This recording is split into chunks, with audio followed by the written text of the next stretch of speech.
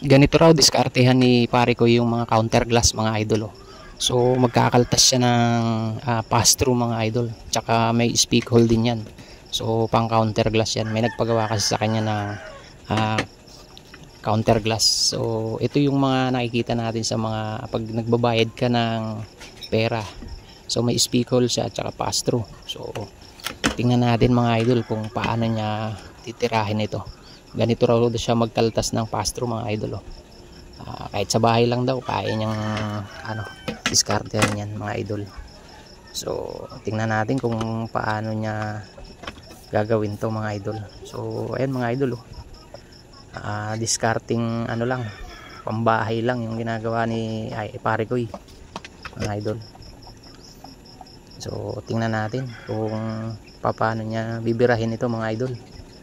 So para daw sa mga beginners mga idol, pwede naman daw kahit grinderin niya na lang daw yung yung salamin, para dahil may framing naman ito paikot. So yung pass through lang at saka speaker lang naman ang gagrinderin daw niya. So dito mga idol is kakatingin niya na yung papakita niya kung paano niya ikakat yung mga ganitong notches. So panoorin natin mga idol.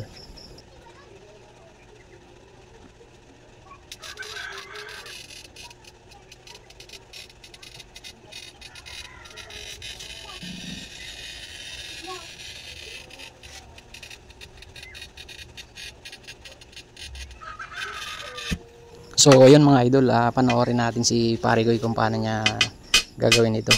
Pwede nating magamit ito mga idol sa mga future projects natin. So ganito lang pala yung pagkakaltas ng mga pass-through na yan, tsaka yung speak hole na yan pagbubutas. So ayun pwede nating makuha yung idea niya sa pagkakat ng mga ganitong glass. So ayun mga idol, stay tuned lang kayo mga idol kung paano niya gagawin. So ayun mga idol, nag-cut din siya sa gitna mga idol.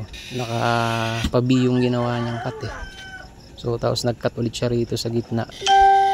So sabi ni pare ko is ganyan talagang pag gagawa para mabawasan daw yung tension doon sa bandang yung glass na kailangan mo, para hindi magka-chips, para mapunta lahat dito yung pressure sa gitna.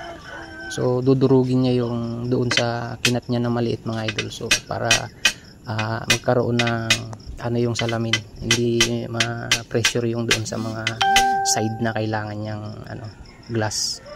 So ayun mga idol, kinakatok niya lang. So yung ginamit niya rito is yung pangkatok lang mga idol at saka yung glass cutter lang na carbide yung ginagamit niya.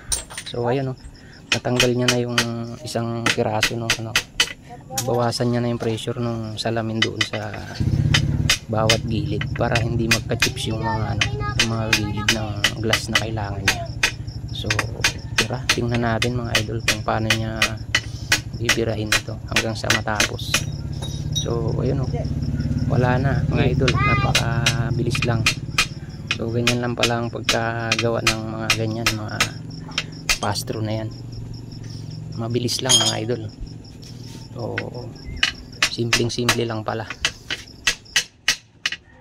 So yun mga idol, basic lang pala. Finish na mga idol. Ipapalis niya lang gagrinder na lang daw niya yung mga gilid niyan. So ito pala yung itsura nung kinat niya mga idol. So ayun, bali ang kulang niya is yung butas na lang dito sa harapan, sa ibabaw nitong pass through. So ayun, hanggang dito na lang mga idol, kasi magbubutas pa si pare ko So lilinisin niya pa yan, i-grind niya pa yung mga gilid niyan mga idol para hindi matalim. So ayun doon siya magbubutas ng 3 inches para do sa speak hole.